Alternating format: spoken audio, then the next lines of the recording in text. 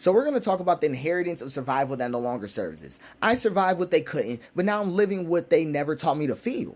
We didn't just inherit trauma. We inherit strategies, maps, blueprints for how to live through what tried to kill us.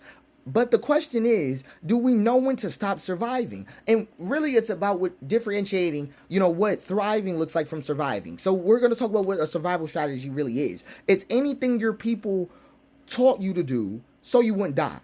Okay, so don't tell them too much. Work twice as hard. Keep the family secret. Never show them you're hurting. Stay ready. Don't trust no one. Laugh it off. Push through. Make yourself useful. Never depend on a man and never cry in front of your kids. Survival strategies are holy, right? They kept us breathing, but it's not the same as living. And it's not the same as thriving either. And there's a hidden danger of inherited survival. They don't work. They work so well that we think they're personality traits. You call it independence, but it's an abandonment response. You call it focus, but it's disassociation. You say, I don't do emotions, but it's numbness you learned at the age of 8. And you think you're a provider, but you were never taught how to receive.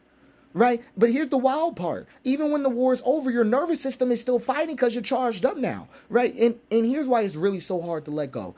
Because survival became a currency of respect.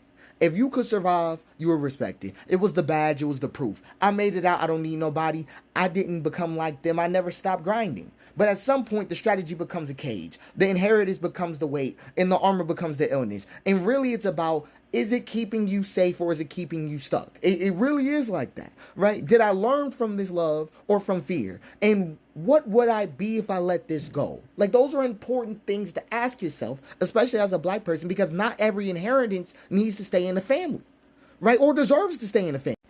So survival built the house, right? But joy is what's supposed to live there. You don't have to dishonor your ancestors to evolve. You just have to stop dying in their name, right? It really is like that.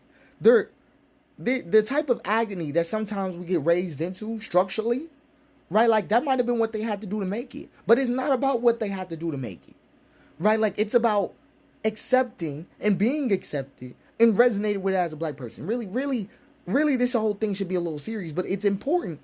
It's important to know that when you hear things like I made it out, it might as well be respectability politics.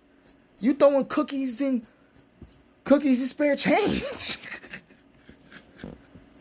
But the thing is, right, is that even though you might have had to work so hard to get where you are, right, and somebody else didn't have that moment, both y'all are Black. And that really wants to be the crux of it. I want that to be the crux of it.